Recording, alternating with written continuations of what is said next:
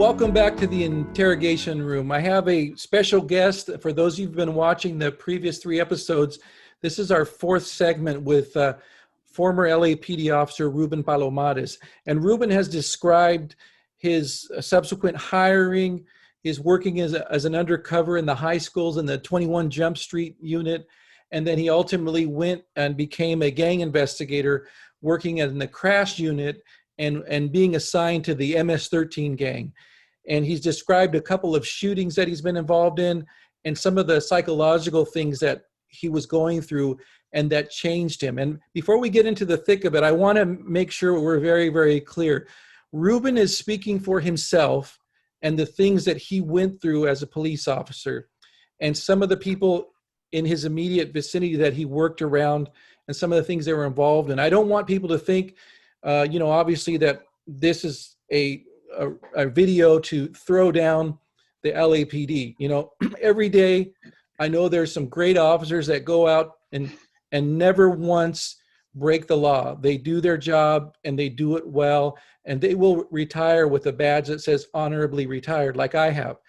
Yes. Having said that, I'm also not here to stand in judgment and make you believe that somehow because my badge says honorably that I'm better than Ruben. And I'll rather him explain this, because Ruben had this fall from grace and then an incredible redemption story afterwards. And so I would like you to get into it, Ruben. I'd like you to explain to people just sort of how you had this fall from grace. And we could pick it up from, after you got involved in this shooting at this particular apartment complex. One of the things I want to say is also that I commend every person that undercover or uniform or specialized unit, any part of the law enforcement field, because it's true of my brother Pete says here, it's a difficult job, but you have a big number of individuals that are doing a great job out there who keep the city safe out there that they protect. And it's individuals. One individual could damage it for the whole group. But again, we can't be put in a category because we are individuals. And for me personally, I speak for myself. I'm an individual, my own personal human being who made my own mistakes. And I make the decisions, I make the choices. Nobody influenced me. Nobody forced me. Nobody bribed me. Nobody put a gun to my head. I chose my decisions, and I paid for all what I did. But again, it has nothing to do with all the group of the officers, all the officers in the whole entire, not just in the United States, but throughout the world that patrol. Because without them, we couldn't have safe cities. We couldn't have safe homes. We couldn't have people out there feeling safe or protected at all. I agree 100%. If you take them out of the field and close the police stations, we'd have way more anarchy, chaos, more riots, more damage. The victims will be victims everywhere, because you'd have what's that called, martial law. You'd have some crazy stuff going on. Right. We need officers. Yes. Okay. Having said that, would you mind getting into what transpired right after your shooting and what caused some of the changes that happened in your career? Again, I was brought into these specialized units. I got promoted quick on the job, and it has nothing to do with I wasn't immature. It was just I enjoyed the job. I was good at what I did. It was me myself. When I started getting into these jobs, and then I started seeing certain things that was going on with the management, I would resent things. I would resent the management. I'd hold on to unforgiveness. And one of our partners in the crash unit, Rafael Perez, he got in trouble for his own illegal activities.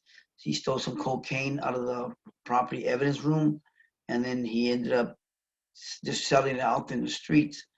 When he got in trouble for that, he went to trial, and he got a hung jury. Second time around, we thought he was going to go to trial again, but instead he ended up implicating a bunch of the crash officers, and he started exposing all the activities that were going on in the gang unit. Again, can you describe what were some of those activities were? He started saying that everyone in the unit was planting evidence on gang members, fabricating reports, planting guns on them, testifying in court, lying in court as they testified in court, shootings, putting guns on them after they shot them. You name it, that's the stuff that was coming out in the newspaper, and that's the stuff that Perez was saying. Now, was any of it true, though? Was any of it true? Honestly, because I was there. This is something that I saw, and I was brought into something that I basically I justified that stuff. I backed it up and I justified it. I thought it was something that was normal that you needed to do because you're dealing with the, like, people talk about, to beat the wolf you got to be a wolf, and I don't believe in that. I believe that to beat the wolf you got to be a hunter, a smart hunter who knows how to defeat his own the predator. And in our minds out there, the predators were out there preying on the weak, on innocent people. We didn't, in our mind, because we were the gang officers, we didn't mind if they want to shoot each other, rob each other, extort each other, and want to steal each other's drugs. If they're all gang members and they signed up for that lifestyle, I would say, well, just do it to each other. Go rob each other, go shoot each other, go beat each other up. But these innocent people that we're taking care of, they didn't sign up for it, and they don't deserve what you're giving them. So we thought in our own mind, well, this, we're gonna crack heads, we're gonna deal with these individuals, and we're gonna take care of the victims at all costs. And we justified our behavior. We thought these guys have no rights; they don't deserve anything. So yeah, we would fabricate reports. We plan dope on them. We said it works for us. We get rid of them. They'll threaten the victims. The victim's not going to press charges, and the victim's not going to want to go to court. So they're not going to file on these individuals. So we said they're not going to. They can't beat us. They're not going to get away with it. So in my mind, I didn't care. So we thought we're doing something right to help the citizens. Is When that you, something that you were shown when you first came in the unit by, I was say, another I officer? was introduced to it by individual officers, and at the same time I embraced it because I still could have had a choice. I could say I don't work that way. But when I would talk to victims, I would always say, well, the victim needs to be well protected. They can't press charges. They can't file a report on this individual who just robbed them at gunpoint, because if they do, they're gonna get in trouble. They're gonna get killed. They're in fear for their life. So we just put some dope on the guy, Right. and thought, hey, we still get rid of the problem. Now we have to look at everything. We can't just look at the misconduct on the police officer side, the victim and the one that's causing the problem. Everybody has a role to play in this situation, right? Everybody does. Now Right. go by the book and do it a different way. And yeah, and I'm sure there's so many different ways to arrest an individual, and then the victim's not involved, but then you use the victim and you have a chance that the victim will get killed or Let me not. ask you this, because I'm saying right in that I agree with you that, the officers bear responsibility for their wrongdoing.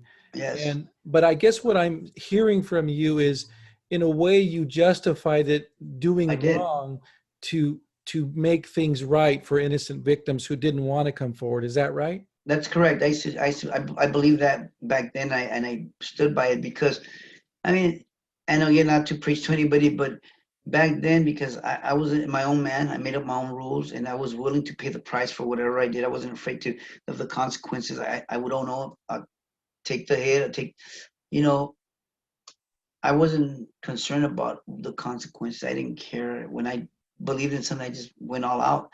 And with this, to me, I thought, well, they're not gonna fight anything because they know what they're doing wrong. They know that they're busted for other stuff, but they ain't gonna get charged for the other stuff. They're not gonna cry and complain. They know what they're doing. They know what they signed up for too. So in my mind, I thought this is a part of the gang and cop game. That's what Right. we And thought. one of the things that I wanted to share with the audience, if you don't mind, is, this concept of police doing illegal things was, it was mind blowing for me, because I worked down in San Diego at the time for the sheriff's department, and I was out there patrolling, and I didn't work and I'm not justifying what you did in any way, Right. but I didn't work in South Central. I wasn't assigned to MS-13. I obviously in San Diego we were dealing with our own gang members with Gang Bloods problems. and Crips and everything. But we were taught that if an officer is doing things illegally, that you report him, believe it or Right. not, to internal affairs. And so it's hard for someone like me, when I first heard your story, and I'm sure other officers that are listening, to even fathom the fact that an officer is doing something wrong and nobody's doing anything about it. But again, I understand how you justified it in your mind. I'm not saying it's right, but Right. I wanted to touch on this because I think a lot of people. I'll give you an example. Back then in the '90s, I used to hear these rappers talking about, F the police and, LAPD. They would say they're the biggest gang, and they Right. lie and all this stuff. And I would think this is just them saying things out of anger. But after talking to you, I'm sure that some of these gang members ran into an officer like you at the time when you went Yes. bad, and maybe they did have dope planted on them, or they did lie in court on them, or would you agree? No, I agree. And again, there's not to back up anything or justify anything. I feel that we do reap what we sow a lot of time because we're doing stuff we shouldn't be doing. And I really believe that God is going to deal with us and judge us, or deal with us while we're still here, because we're going to reap what we sow. And a lot of times what the world doesn't understand, or even a gang member doesn't understand, when you're involved in that activity, you're reaping negative fruit in your life. So if you don't want to be picked on or harassed, you shouldn't sign up for that lifestyle. I Because the victim that they victimized didn't sign up for them to go and abuse on them, or rob them, rape them, steal their money, kill them, extort them. They didn't sign up for that. So when I was dealing with the situation, I would look at the scenario of this guy chose to deal with this life and take that step to want to be a gang member, to know that with gang activity comes drugs, violence, maybe death, maybe prison, you name it, maybe their own friends turning on them. Everything that comes with it is not positive.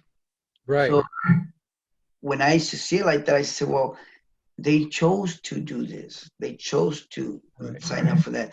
That victim didn't choose to be a victim of this individual. So Right. Well, there's that people. made it so easy for me to justify myself. I bet you there's people watching right now. I'm just going to throw this out there, Ruben. There's maybe half the audience that are saying, hell yeah, what Ruben did is right. I mean, screw these guys. They had it coming. They're hurting innocent people. And, the ends justifies the means. But then there's this other half that are saying, no, we don't want our police doing this stuff. This is Right. wrong. They need to make cases justly. And so, I understand there's like two schools Pros of and thought. cons. But Yes. having said that, I want to thank you for being so honest, because I know it's not easy to come on here and admit our mistakes. Like this is called the interrogation room Right. for a reason, because we do confront you on things that maybe aren't right. But I know it's not easy to do this, and so I want to thank you for being so candid with our audience and truthful. No worries. Tell me what happened ultimately, because it actually gets worse, right? Yes. Well, after Perez started exposing the officers in the unit, keep in mind, my frame of mind was different back then. As a man now, I'm a man. I'm a strong believer in our Savior, Yehoshua, in the scriptures. Everything to do with Jesus and the scriptures, of course. But back then, I had a different frame of mind. I was the type of individual that was really hardcore and into what I believed in. I was violent. I was full of anger too. And when Perez did what he did, I took it personal to the point where I started watching him expose a lot of my partners and say things about them, which I'm sure it was true, but they didn't get in trouble for it. They were put under the microscope. They started getting investigated, and because they didn't have enough, I guess you could say, solid evidence on them, they didn't get fired. They didn't get laid off or arrested. But during that time, they went through a lot because of that. And in my mind back then, I was saying to myself, why them if they're doing good police work? They're keeping the streets safe, because you need people like us to deal with the crazy criminals out there that the patrol officers ain't dealing with all the time, because they're dealing with the radio calls, which is a hardcore job already. But you need the specialized units to deal with the guys that are doing some crazy organized crime stuff out there. So you need people like us who are out there, and you're gonna get dirty to do Right. that job. You get dirty because the more you're around that stuff, the more you start becoming, thinking, speaking, living it like that, because you have to be aware of your enemy. You have to think like that and some, because you don't want to lose. You don't want to get killed. This But you, reminds me, Ruben, of, excuse me for interrupting, but this reminds me of that scene in A Few Good Men where the gentleman's on the stand, Jack Nicholson's character, and he says, "You want me on that wall. You need me on that wall." That's sort of yes. what you're sounding like to me right now. And it's a fact, because you put me in a job where I'm supposed to go and deal with the hardest gang violence, killings. How am I not gonna get affected? How am I not gonna change? I have to be smart. I have to be wise. I have to be on my alert, and I have to be ready to kill, I have to. I have to be able to think on my feet like that fast. I'm not going to put myself out there and be a victim either. You're going to become someone you didn't know you're going to become that person, but that's how you're going to survive. That's your survival mechanism. That's how you're going to transform into that person. Right. So you had this anger boiling inside. I'm sorry. You had this anger boiling inside of you. You're watching some of your friends get arrested or investigated by internal affairs, and you're thinking, hey, they're doing the same thing as me. We're out here busting our butts and we're trying to put these crooks in jail. How dare the department treat us like this? Is that right? Yes. And I'm getting really pissed off. And I'm saying, screw this job. I ain't going to be a cop anymore. This job is going to be boring for me. I need to be out to getting in my hands dirty, getting involved in the craziness because I like the action, the adrenaline.